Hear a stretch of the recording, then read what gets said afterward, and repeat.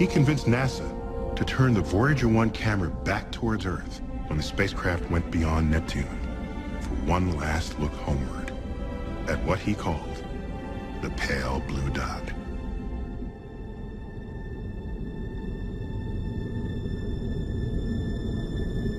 That's here. او داره او هیلی نامه و او امن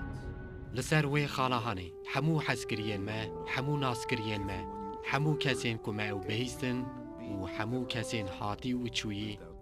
جیانا خواه بیکانی هر کیف خوشی و سرپیاتی آمه به هزاران دینین جوخه باور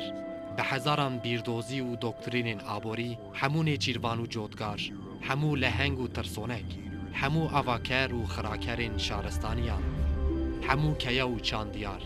همو دلدارین جوان همو دی و باو هر زاروکین هیویدار همو داهنر و کاشف هر ماموستین اخلاقی هر سیاست مدارین بی اصل هر نافدارین سوپرستار هر پیشنگین بلند و همو عزیز و گناهکارین جسنمه جیانا خوال ور پیکانی آنگو لسر زراتکی خوالیه که به تیریجین تاوی خوال ور هلاوستیه دنیا دوالاهیا به هم پاده دکه که پچو و زرات مسقال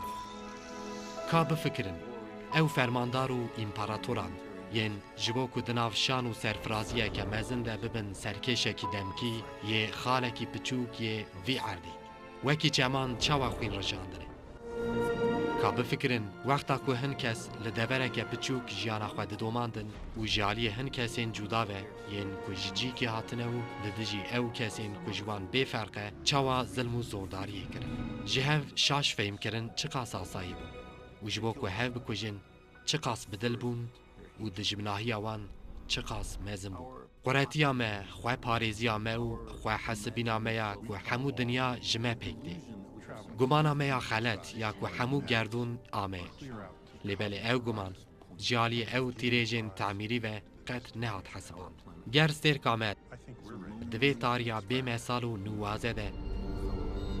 بتنی دقیقه بیدنگ دناف نزانی آمده دناف وی والاهیا بی هم پاده تو دلیل تونه یک و ام خواه چاوا خلاص بکن وی آلیکاری جکوه جبرواره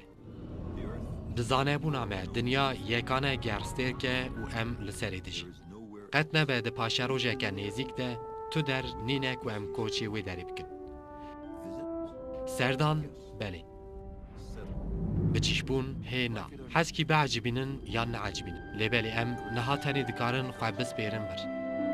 هر هاتیه گوتن سترکناسی اوه هنره که دلنزمه و خواه پیشتخه جبلی وی رسما پچوک یا دنیای ما تو دلیل نینه که هری اشکره احماقی مروفین قره نشان بده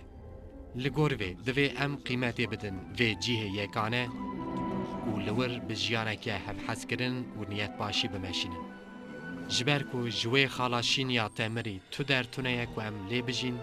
و دوی ام ببر پرست هفگرن و قیمتی بدنی